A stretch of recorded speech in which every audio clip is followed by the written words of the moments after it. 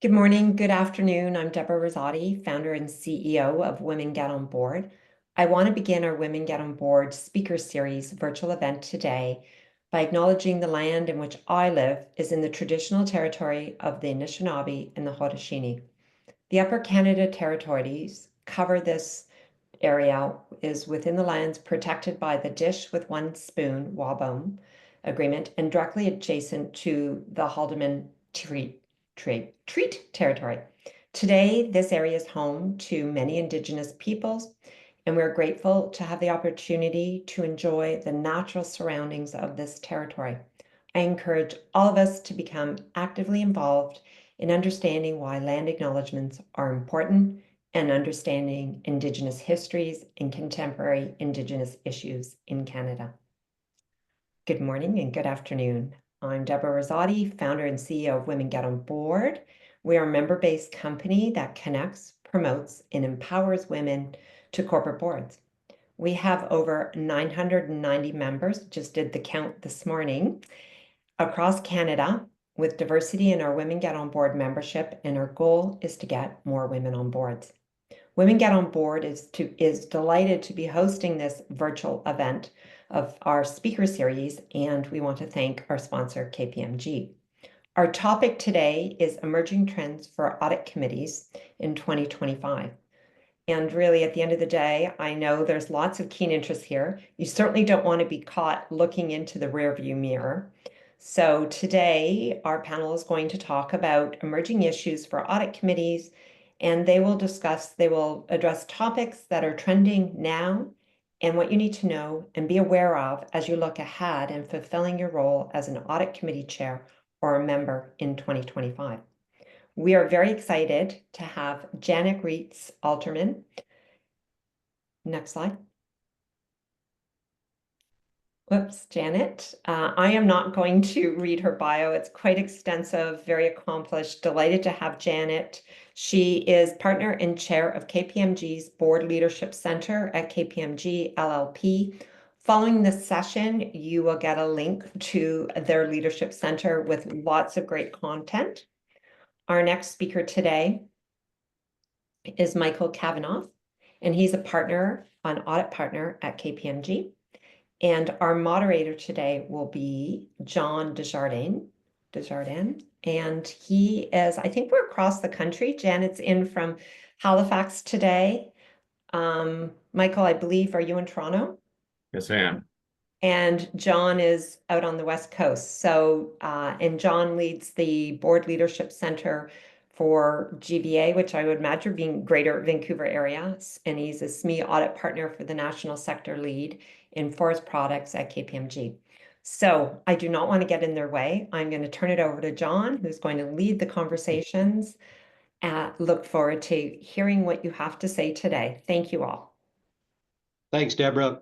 Maybe just to lay the groundwork for today, we're going to sort of set the stage to start with, talk about what those emerging trends are, talk about how they are being monitored or how they could be monitored, investments that are being made, economic regulatory impact on those issues. That'll be the first part of our conversation. And then we're going to go into talking about some tools and frameworks that audit committees can use to actually help manage those risks, and some of the key discussions between how the board and audit committee and sort of management address those risks. And then at the end, we're going to have a brief key takeaways from our perspective. So without further ado, I'll jump right in with Janet, starting off with just what are those emerging issues for 2025 that audit committee members should be concerned with? Janet? Well, thanks, John. So right off the bat, first, as we talked about doing this webcast probably 4 or 6 weeks ago, even what I had on my list at that time has changed somewhat. So top of my list today, it's the election in the US and geopolitics. And the US election hits the top of my list. I'm thinking a lot about trade and tariffs and how that impacts Canada, the US, of course, being our largest trading partner. I'm thinking about ESG and sustainability and the stance that seems to be emerging in the US and how that will impact our businesses. Of course, immigration policy, people, and where we get those resources from. And baked in that is, right, the economy you mentioned. The second thing I'm thinking about, as always, is technology and the Gen AI agenda. Cybersecurity continues to be high on my list. But I think today, hoping to drill down a little bit in investments in technology in general, right? So a lot of, I guess, operations right now, organizations are making investments in upgrading ERP systems, et cetera, trying to determine how much do they make and when do they make those investments and how to govern those. So we'll chat a little bit about that. Third on my list, kind of dovetails from investments, is actually into projects, right? And governing major projects, whether they be IT projects or even through the energy requirements, infrastructure and energy projects, the board and the director's role in that. And then, so I have those three things. Today, I'm going to add even in a fourth one, which is mergers, acquisitions, and divestitures. So a lot on my horizon. Yeah, I mean, we asked you, Janet, to list three, so we leave room for Mike to add his as well. I'll go to Mike in a second. What I will say, based on what Janet said, was these are all board considerations, but they're also audit committee considerations. And so at one level, the board needs to be thinking about all these, but at the same time, there's implications to the audit committee. And we'll get into a little bit of the difference as we go through the session and highlight board responsibilities, audit committee, and some of the things the audit committee with those particular issues in mind. But Mike, over to you. Well, firstly, great to be with everyone today, although I can't see you all. Great to be here. Janet, is that all you had? That's it? I like to take the show first. I like to steal the spotlight first. Listen, you look back over time and maybe a few big set-asides, the 2008, 2009 sort of financial crisis, and as we sort of moved into COVID, those were two sort of signal moments where boards and audit committees were under some significant pressure. Set those aside. And as I think about this current environment, you listen to what, Janet just had to say in terms of overview, all of it relevant. And it is a difficult time to be a board member. And there's heavy demands on audit committees. Many of the things that we're going to talk about today, that involve governance or controls or oversight, they tend to become audit committee issues, whether that's the dumping ground or that's the sweet spot of where the audit committee can, add value and really be a leading sort of committee on the board. All of those things are sort of in the boiling to the top in today's world. So heavy demands on the audit committee. One of the things, I don't know if you touched on it, Janet, but certainly ESG, if you walk the halls of KPMG or most other firms, ESG is on the tip of the tongue of most people. I think that will ebb and flow. There's a political element to that Janet kind of touched on that I think will influence how quickly or how slowly things will evolve and emerge there. But that would be one other thing, John, I'd throw into the mix. And maybe lastly, as I'll close, with all of those demands on audit committee members, what I'm hearing from some of our clients, more than I've ever heard in the past, is the challenge that exists to bring on qualified audit committee members or board members is increasingly difficult. Certainly not impossible, but certainly more difficult to find, that person or people that meet a particular criteria, depending on what sector you're in or what industry you're in, maybe more or less difficult. But that's something I haven't heard too much of, in years gone by, and I'm hearing it more now. Yeah, and maybe before we go on to how we monitor those, maybe I'll just add and fill in the sort of the blanks a little bit from the board to the audit committee perspective on some of the things that you guys have said. And Janet, you talked about technology. I think one of the things that's big on the agenda of audit committees is cybersecurity. And clearly with all the AI related tools out there, no matter which industry you're in now, people are getting bombarded with attacks, and that's causing concerns, and audit committees are often tasked with understanding what companies are actually doing to deal, and all entities, not for profit as well, what they're doing to deal with cybersecurity would be an example. You talked about the the political environment and say with the US right now, the Canadian dollar is in a free fall. And, a lot of people potentially, if you're doing business with the US and you're getting revenue or other things or paying costs in US dollars, that's an issue that you need to deal with from an audit committee perspective. Do you have a hedging policy? What is your hedging policy? Do you need to hedge? Are you, all those sort of things. So to get sort of granular from that otherwise perspective. And on the ESG front, has been mentioned climate reporting. Every sort of framework out there, whether it's US GAAP or IFRS or Canadian, is looking at climate disclosures and what are required and where are the audit committees with that. And again, audit committees are, again, as Michael said, are the where everybody goes at the end with something if they need expertise. And so on climate change, with the reporting that's there, is the audit committee that's taking responsibility for those climate disclosures. And some of them, for some of the frameworks, are actually in the financial statements and others are not. And so those are all things that I think we'll get into a bit of detail as we go through. But just maybe moving to my next question, and Janet, I'll start with you, would be on how are audit committees and boards monitoring these issues, and how are they otherwise addressing them to ensure that they are addressing them? Yeah. So I use the 1, 2, 3 method, which is first line, second line, third line. So as we hear about all of these various topics, the first thing I always think about is the first line, which is your first line of defense, management. I speak with management and, as the audit committee, that would be my first port of call. What is happening? How does this impact, whether it's our business plan? You mentioned the dollar. What does this change in terms of our scenarios that we've already run, et cetera? My second conversation is with risk management. Where does this risk or issue land in our ERM program, on our risk management risk register? Does the impact, the probability, the speed of onset, how does, is anything that we're now seeing changing our current plans? And then I go to the third line, which is internal audit and the board. And where on the board agenda does this topic fit? Which committee does it fit in? And that's both in terms of the topic, but also the risk management part. So which committee does it fit in? Are we spending enough time talking about that particular risk or issue? Should it be included in our next strategic planning session? Or is there something that we need to do first? So I always think 1, 2, 3 as I triage each of these kind of topics.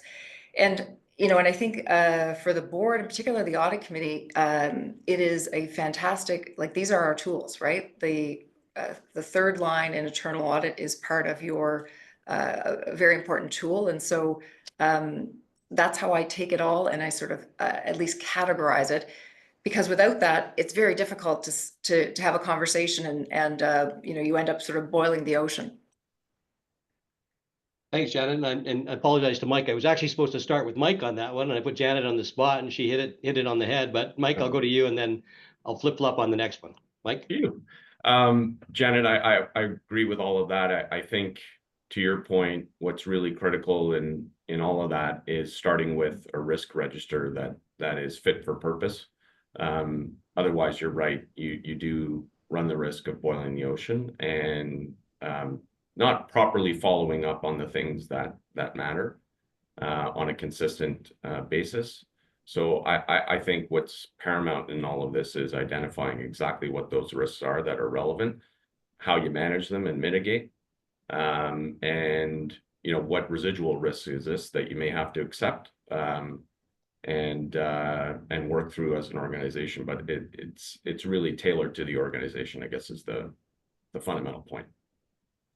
Yeah, and I'll probably just add that, except for the very, very large companies, most ERM systems and risk management end up going to the audit committee. And particularly the audit committee is responsible for all financial reporting risks. But I do find the board relies quite heavily on the audit committee in terms of managing all risks. So one thing I will say is that often companies have a very good list of what those risks are, but then it sort of goes into a drawer and it stays there, and they're not really constantly using it as part of the business, including the audit committee. And I would say the one thing to watch for is that's the case. It's not a check the box exercise. It's not a one-time exercise. It's something that you're updating constantly and you're actually managing as part of your business. And if I've seen a flaw in the past, it's where oh, here's my risk, put it away, I'll deal with it next quarter, and I'm not actually continuing to update it and sort of look at it. It's amazing how often that happens. Hey, John, like we see it all the time. Yeah. And the use of your risk appetite statement, I'd like to see more of that used in discussions, because as you're looking at, mitigation plans, what is our risk tolerance around that particular risk? How much more would we have to spend or do to reduce that risk? And so, yes, I think that they are maybe underutilized. Where they're used well, they really, really work, but underutilized in probably too many rooms. Right. Okay, now we're going to go to what we're seeing from an investment perspective, and I'm not going to flip-flop. I'm going to start with Janet, because that's what the script said I was going to do. So Janet, do you want to just talk about what you're seeing into entities making investments to account for this? Well, I mean, I guess first of all, this investments around, a couple of things. So we're seeing IT investments. So we talked about large ERP systems. We talked about cybersecurity. These are two areas that we see audit committees discussing how much we are going to spend to manage the risk, i.e. around cybersecurity, or to improve our ERP systems. Certainly, there's a lot of investments depending on which industry you're in the area of energy, right? So we have a lot of major project investments, and I think that as we move forward, certainly, no matter what the writing on the wall is, we're moving to more of a technologically advanced organizations, and we're moving to energy security. And so boards, and particularly audit committees that manage these risks, have to become really comfortable with how do we govern these. And one thing I am a huge advocate for, well, two things: get involved early. When an investment, whether it's technology or a large scale project, once they're baked, once the DNA of that project is baked, it is very difficult to change it, to bring it back into success. And so setting the governance of those investments early on up front is extremely important. The second thing is use consultants. It sounds self-serving, but if you're going to build a house yourself, you're not going to go out and buy a book, have a read about it, and then start to you can see that would be really inefficient. So learning lessons from others, making sure that it's baked early, and that governance structure around the audit committee's role, I think, is really, really important. Sometimes it goes into a different committee. You might have a special committee, but audit committee oftentimes sets that tone. And I think the audit committee understands governance, right? And it's a good committee to raise the process early. Mike? I think what I'd add to that is also the investment in people. Do you have the right people in place, the right structure, the right executive team to oversee the risks that may exist in the organization? So if I were to add one sort of overarching sort of investment theme, it would be people. And their time, right? So we often see them monitoring some of these large projects on the side of their desk, and particularly tech projects. That's a great and candidly, Janet, without the skill set often. Large scale projects of the type that you're talking about, they require a certain skill set. That's right. Yeah, so I've liked what you both said, and maybe I'll just provide a couple of examples of each to sort of maybe bring it home a little bit. So I know for example, on the cyber side, it's amazing when I sit through all the companies that I deal with in audit committees, how they're all over the map. And some companies have very sophisticated IT people and can use them to actually help do the cyber analysis, et cetera, go out and buy programs to help manage it, but others don't. And they have to actually go out and get people to help them. In some cases, they don't know where to start, and they haven't started. And it's pretty scary when you sit back today with all that's happening, that people haven't actually started really investing in what they need from a cyber perspective, not only from a detection perspective and a preventative perspective, but also on a recovery perspective. Most people would say, you're going to get hacked at some point and your systems won't survive and you're going to have to figure out how to recover. How do you actually do that? And are you going to pay the ransom, or are you actually going to recover your systems and have those sort of scenario analysis and that sort of analysis done? So I would say people are all over the map. They're starting to catch up a little bit, but I would say it's getting a bit late for those that haven't. So if you're with the company that hasn't actually made any investments or haven't actually done that analysis, I would push them very hard to do that, because it will come back to the audit committee when you have to spend money to actually recover and do those sort of things.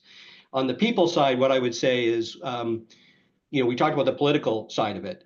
So for example, if you're on entities that are in some other countries, and including the US, frankly, do you have the expertise to understand what's going on in those countries? And if you don't, are you actually hiring the right people to deal with it? I just went on a company that's down in Ecuador and has a major project in Ecuador. And the real question is, do they understand the underlying political environment in Ecuador to determine whether this project can go forward or not? And if you don't have people on the board or on the audit committee from Ecuador, how are you getting that information? And so those would just be examples of what the two of you have sort of talked about.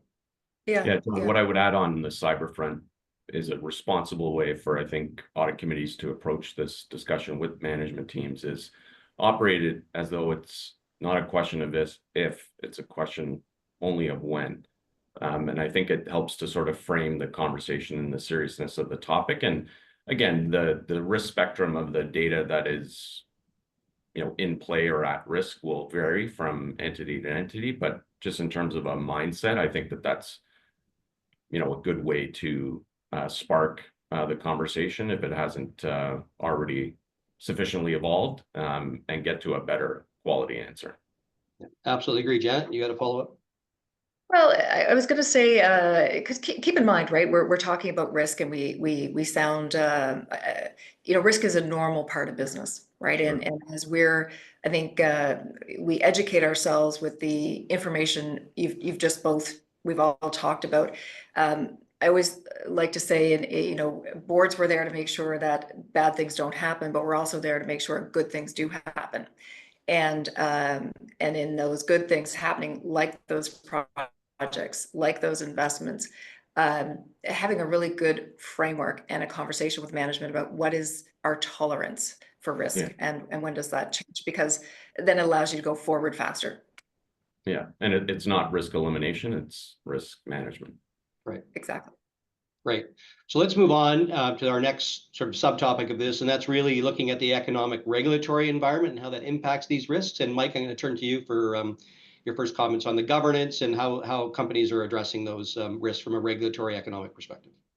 Expand a little bit, John, on maybe an example. Yeah, so I'll give you an example. It would be, for example, tax is a good example, where right now around the world, lots of tax authorities are looking to actually implement new rules to get more money in. We got Pillar 2 legislation sort of from that perspective. So how are companies actually managing that? I would say on the regulatory side, you've got the SEC, the OSC, all the different regulatory bodies coming up with different rules, et cetera.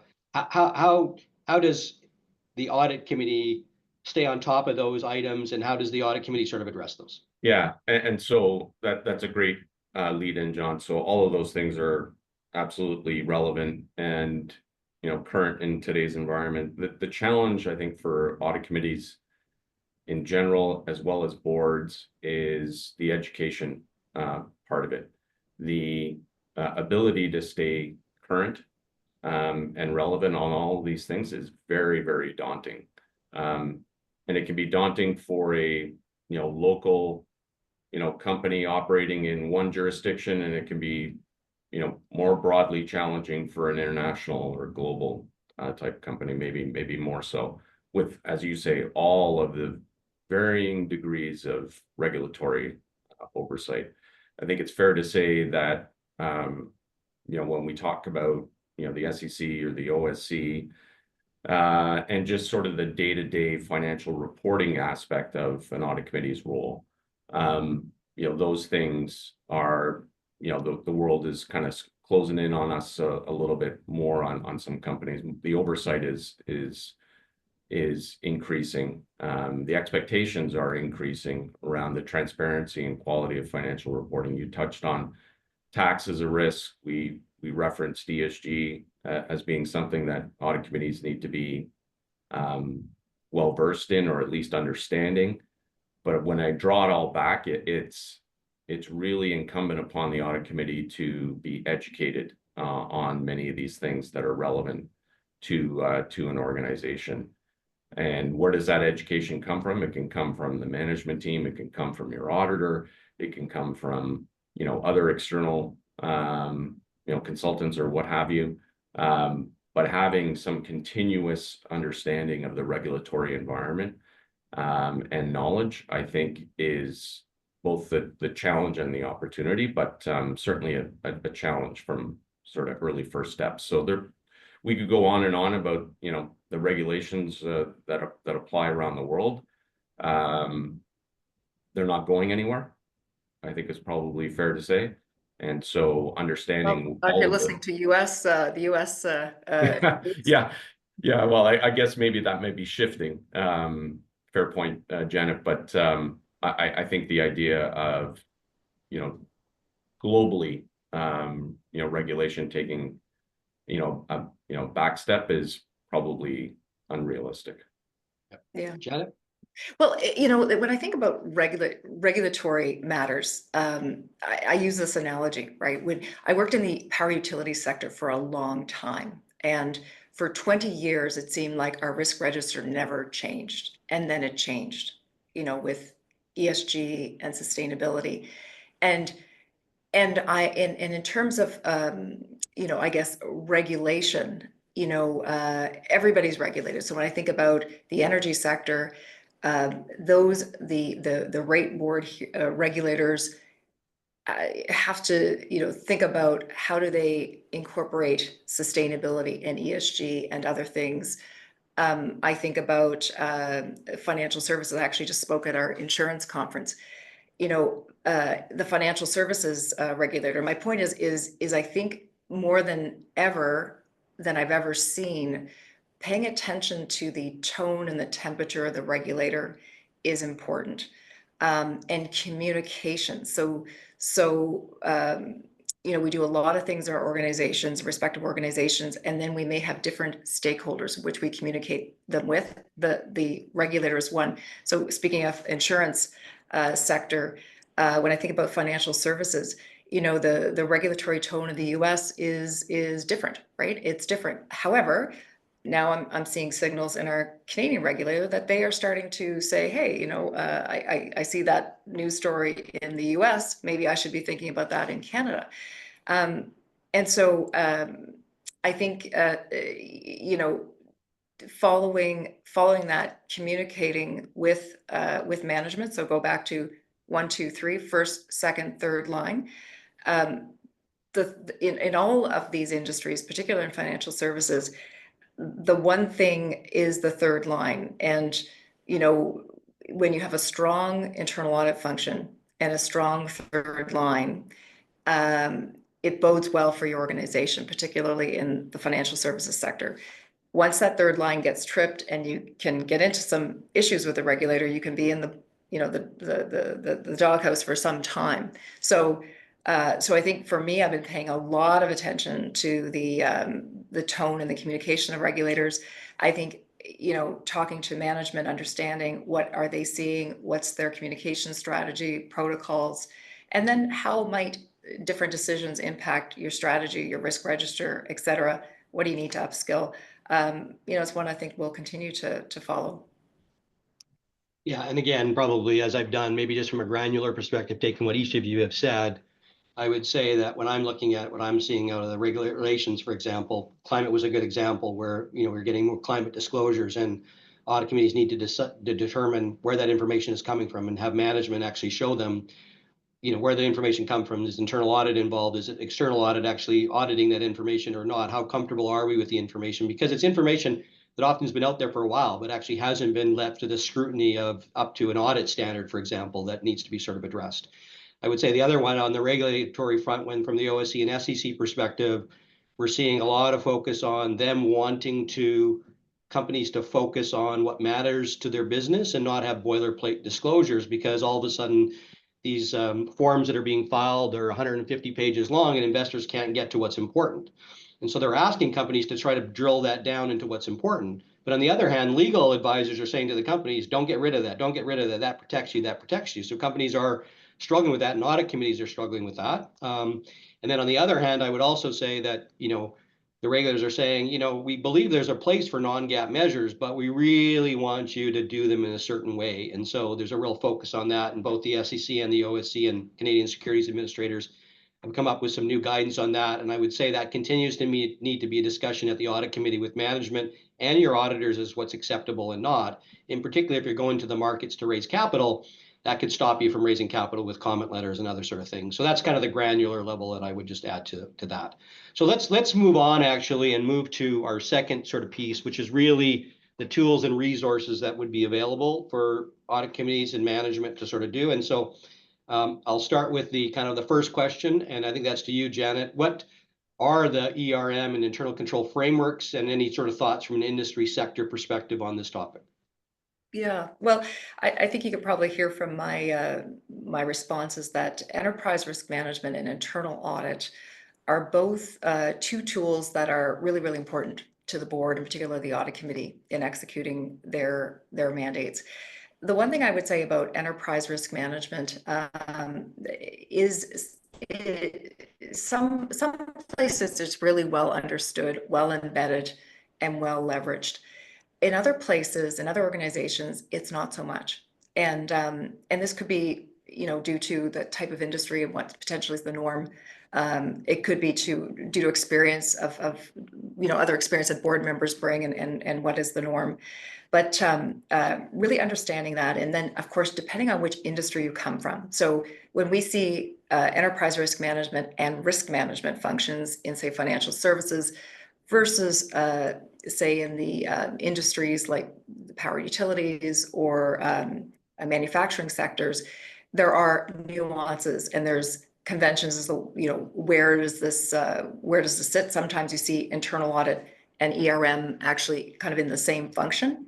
So you can have that so long as there's certain controls in place, but it's not the norm. It's not what you see in, say, financial services. So really understanding, I think, how that information in your enterprise risk management register, how it rolls up.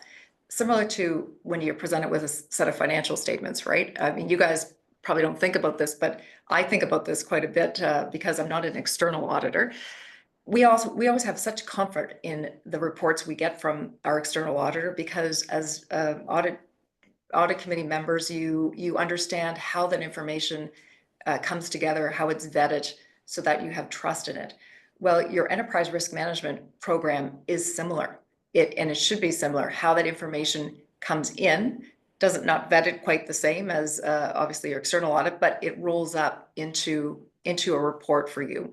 And so that's a really, really important tool. And the quarterly refreshes, being involved in that, understanding that, and then where do those risks come onto the board agenda, which committee, how much time you spend, and then how do they dovetail? How are they inputs into your internal audit plan? So, the other piece is the third line in internal audit. In some organizations, you might see an internal audit function which is highly financial controls based. In others, and they're sort of missing operations, or missing maybe the cyber security risk, or missing major project risk. So, I think broadening your understanding and your use of internal audit to include all the risks on your register, including, not just the internal controls. And, those two pieces, the other part of it is it's a starting point. It creates a language that you can speak to management with, right? And if you just land and you ask management about a certain risk, or what are we doing about this, it can sometimes come across a bit accusatory. But if you have a framework, both ERM and internal audit, where you can say, okay, where does this fit? Are we doing reporting? What was the output of the report? When does that report come to us? So both really important tools, particularly the internal audit tool, and I think underutilized in a lot of organizations. Mike, anything to add? Yeah, just picking up on Janet's comments, maybe going to a smaller organization, smaller, medium size, where maybe some of you in the audience may be asking, well, what if there isn't an internal audit function? What if there isn't the infrastructure and you know, the size of organization that can support some of those functions? What do you do then? I think that that's a fair question. You know, in many cases, you can do an ERM, an enterprise risk management assessment, regardless of size, maybe ERM light of some sort.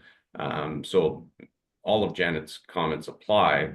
More of the burden may fall to management in some of the smaller organizations, you know, that we would deal with. That's not uncommon. And then it just puts more emphasis on pressure on the question of where are you spending your time and what are your highest priority risks. So that's the only thing I wanted to add there, John. Okay, we've got 3 minutes to question time, so I'm actually going to combine the next two into one. And Mike, I'm going to start with you, and I'm going to focus on how should the audit committee and management use external audit in terms of helping them understand what these risks are and how they're otherwise dealing with them. And then adding to that is kind of what's the role of the audit committee versus management in all this. And so I'll throw those two over to you to start with, and then I'll come with Janet, and then we'll be ready for questions. Okay. So dealing with the first question first, the role that the auditor can play, I mean, they can be an extraordinarily valuable resource. If they're doing their job properly, they are as good a barometer or sort of audience to share and collaborate with around what risks do we see as the auditor, and oftentimes, maybe not, you know, exclusively, but I would say the vast majority of those risks should intersect with business risks of some sort. So the other role, so there's value in that dialogue, in that exchange, and I would certainly encourage audit committees to engage with their auditors in that form or fashion. Where the audit and auditor and the audit firms can really sort of extend that value proposition, and I'll go back to something that I said earlier, is on the education front. You know, if you're dealing with some of the larger firms in the country, we have no shortage of subject matter experts that can be brought to bear to fill in any gaps, help support, you know, the audit team, help support the audit committee on all of the issues that we've talked about here today. They fall, you know, right, you know, nicely in the things and the service offerings that we provide. So there is a significant role that the auditor can play. And then going to your question on audit committee versus management, John, do you want to expand upon that a little bit more? Yeah, just in terms of these risks, and you know, I would say that probably the discussion really is who starts looking at these risks and who has the role of fingers in and noses out after the conversation, right? Yeah, absolutely. You know, we use this phrase a lot, management goes first, and that should be a truism. If you have an enthusiastic audit committee, sometimes those lines can get blurred. But I think the conventional wisdom on these things, management goes first, audit committees provide that oversight. I think that, you know, if you have a good management team, that's exactly the way that they want it. And I think, you know, the most successful and productive relationships that I've seen between management and audit committees is when that is the dynamic. Okay. Janet, your word on this, and then we'll go to questions. Well, I think that's exactly right. You know, we rely a lot on management to provide information as board members. And I think a board member, an audit committee chair, using the tools that they have, i.e. their agenda, having those proactive discussions with management prior to the audit committee, triaging, does something need to come on the committee agenda in terms of these risks or issues? You know, evaluating, is it already on the risk register? Is it already in the internal audit plan? Is it somewhere that we're already dealing with this? as opposed to a free-for-all in the audit committee agenda. So I think great relationships, proactive, constructive comments from the audit committee, good process, all support getting a good dialogue and understanding of the right risks and issues and spending the right amount of time on them. That sounds good. So Deborah, I'll call you in here and you can fire us some questions if you have some. Well, what a discussion, I would say. I don't know, Laura, if you, there we are. I almost, having been chaired many audit committees for public companies, you do not go on an audit committee and take that role lightly. After these conversations, very, very complex and lots to consider. So I just will remind the attendees, I just put it in the chat, but if anyone has any questions, you've got experts here, a lot going on for audit committee and the board to be thinking about going into 2025.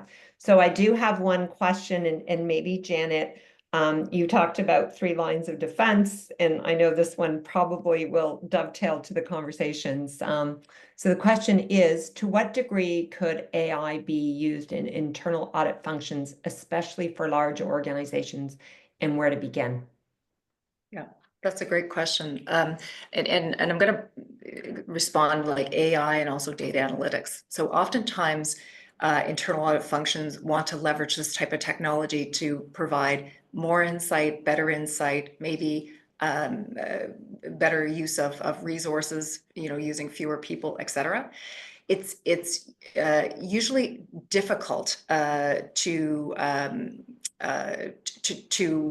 be able to scope an audit just for the purpose of using data analytics and AI. And what I see as leading practice is just always include it as part of the audit scoping. So focus on the right audit, the right risk, and then look at what is there data, is there information, what form is it in, that we could leverage data analytics or Gen AI, and then just sample it, test it.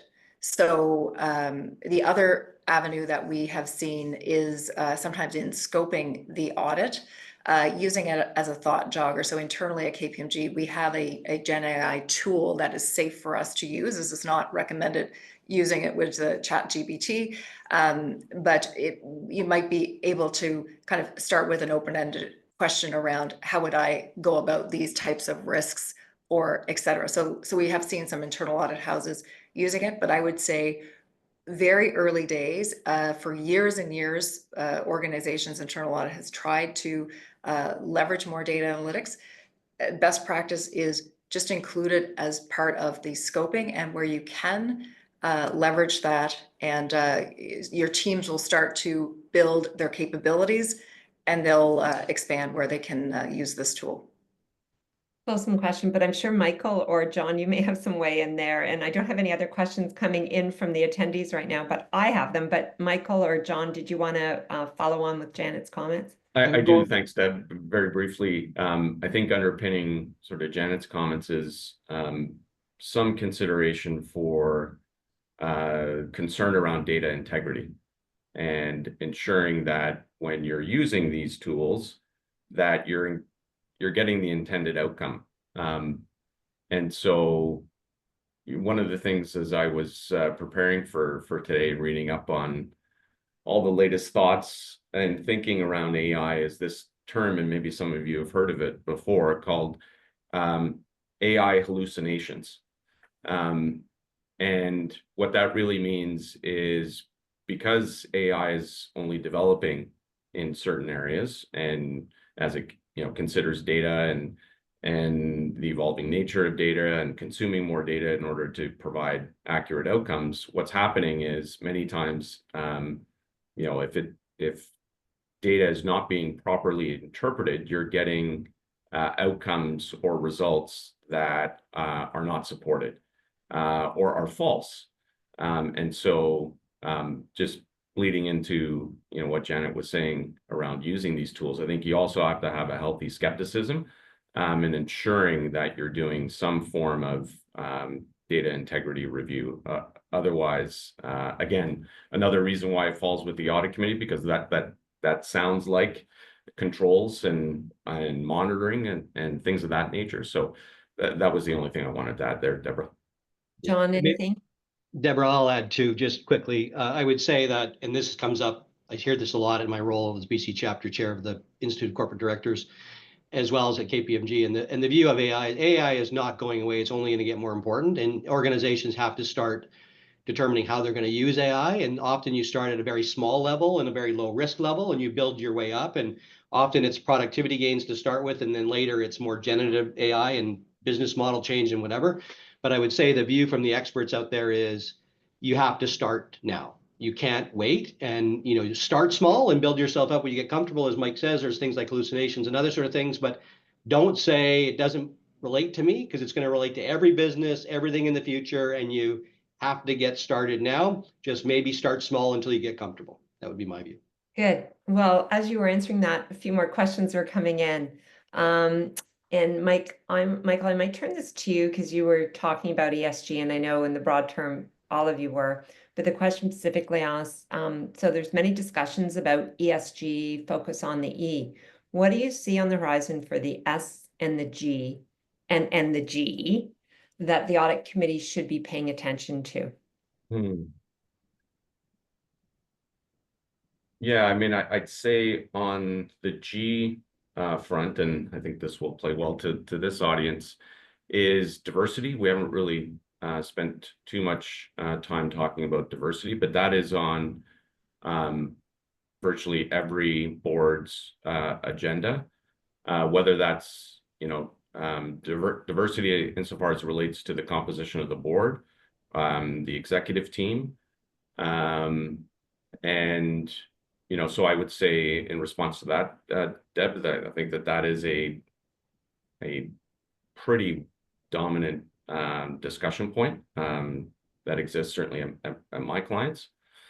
On the social front, I may turn it to John and Janet if they've got some immediate thoughts on that. I have to admit, on the social front, although it is discussed, I don't see that as the dominant focus when we think about ESG. But John, Janet, anything to add there? Well, I would say here that what we're seeing around, of course, ESG, and that's happening on the E as well, is that signaling that there's a softening in some in some jurisdictions. We're talking about the US. But I think, and then there's some regulations in Canada. I don't exactly know the exact name of the regulation, but some companies were making sure that whatever they had on their website with respect to E, S, and G, that it was very factual, et cetera. I think this goes back to knowing your stakeholders, knowing your employees, your customer, doing in the organization what is right for you, and then ensuring as the audit committee that there is a connection between what you say you're doing and what you're doing, right? And external comms. And so I think what we're seeing is a real rooting again in what is true to an organization, and making sure that that message is connected, and that the sources of data and information where you're reporting that are aligned. So I don't think that's going to change. I think you're going to see a little bit more in your comms and crisis communications, being included in some of those discussions.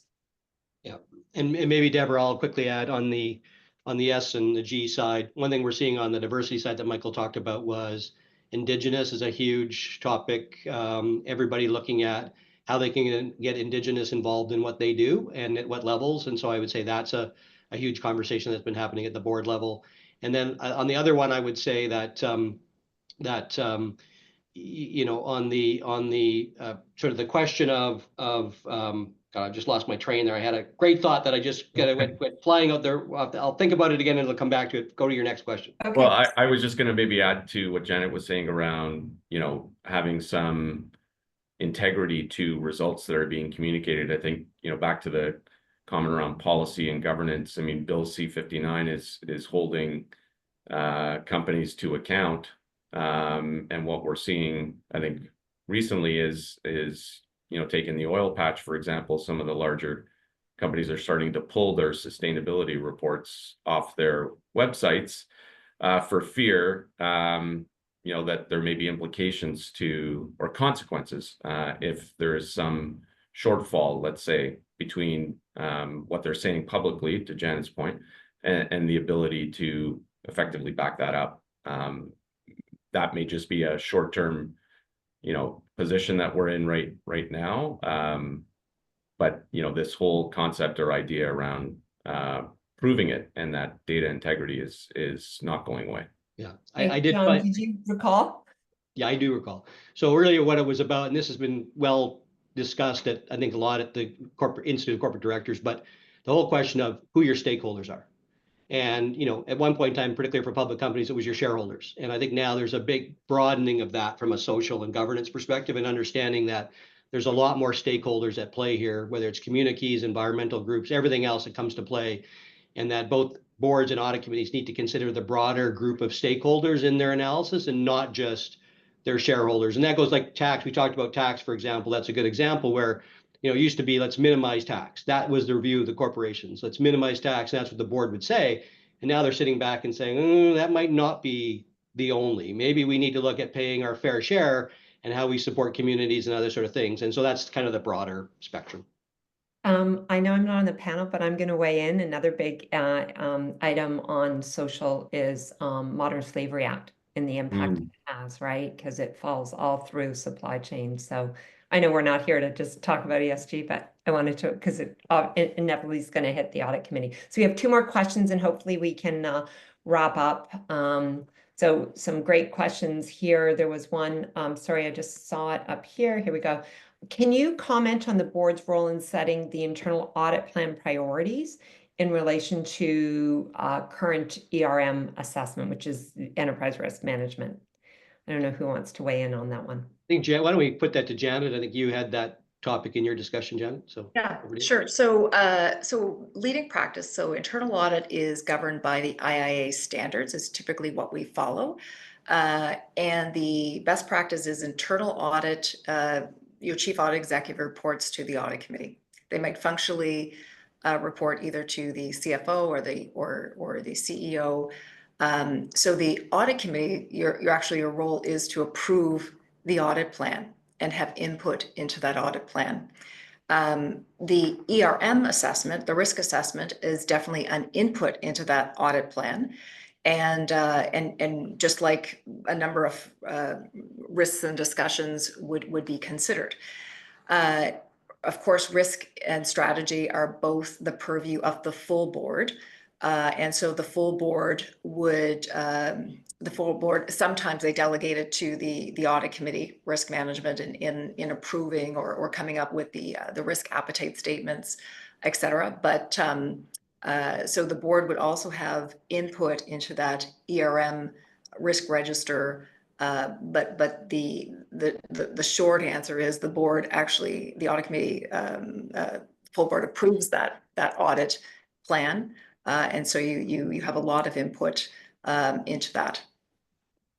Hey, maybe what I'll do, we have two questions. Let's see where we get on the response for the second last one. And if we have time, we'll go there because it's a very good question. So great presentation. Wondering if the panel members could share their experience in audit committee role, in the audit committee's role in audit strategies that they've seen deployed to assess risks related to AI investments that focus on ethical considerations.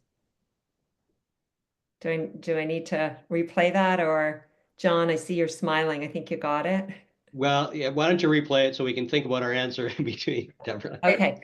So really what they're saying is, if I sort of do the short version of it, do you have some experiences in your working with audit committees and audit committee strategies on how they've deployed and assessed risks that were related to AI investments, in particular regarding ethical considerations? Yeah, maybe I can start off. One industry where you see this a lot is actually in financial services. So if you think about every time you pick up the phone, you're kind of talking to a chatbot they have a lot of data, and so they're kind of set up that they could leverage AI. And you can think about, we just talked about models and model drift, right? So if models suggest that, you know, one group, you can imagine, may have better credit ratings or whatnot, you want to make sure that any of those models that are being used aren't inadvertently picking up on biases. And so I think your question is, again, go to the first line with management, have a discussion. Where are we considering using AI? How is that control going to, is it going to replace some other control that's in place? Generally, right now, I would say we don't see that, because it's not typically enough use cases just yet, but I think organizations are experimenting with that. And then, you know, there's model testing, right? So you'll have a data testing program, and that's really, in a large scale organization, that is part of your second risk management, your quality assurance, and then your third line. And so they usually get kind of reported up both through the external audit function, but also can be reported up through the internal audit function as well. So definitely this all fits into your current governance framework. So I'm mindful of time, John and Michael. I don't want to cut you off, but what I might suggest is, I think everyone sees your bios. If they're really interested in following up with each one of you, or on the topics we didn't get answered, I'm sure you're all right if they link in with you, if they have specific questions that we didn't get answered. I'm just mindful of our time. So I want to thank you, Michael, John, and Janet, for sharing your passions and your insights that are very timely. And Janet, you led off with 4 to 6 weeks ago, I would have thought this, and here I am today. And they're trends, and they are emerging in considerations that, you know, you have to be looking at from an audit committee perspective and other governance issues. So on your behalf, we will be donating to our charity partner for your time today. Our charity partner is Cheekbone Indigenous Scholarship Fund. And we want to thank KPMG for being our sponsor for today's Women Get On Board Speaker Series. Our next Women Get On Board Speaker Series is scheduled for January 30th. And the topic is Mastering HRC, so Human Resource Committee, Understanding Best Practices. That'll be session 1, and it is sponsored by Southleigh Group. I hope you can all join us. Following today's session will be a follow-up thank you with a link to KPMG's board thought leadership. And in the days following, we will follow up with a recording. And we also have a survey in our follow-up thank you. So please fill that out. We'd love to hear from you. Happy upcoming holidays to all of you. See you in the new year. Thank you, and be well. Thanks, Deborah. Thanks, everyone.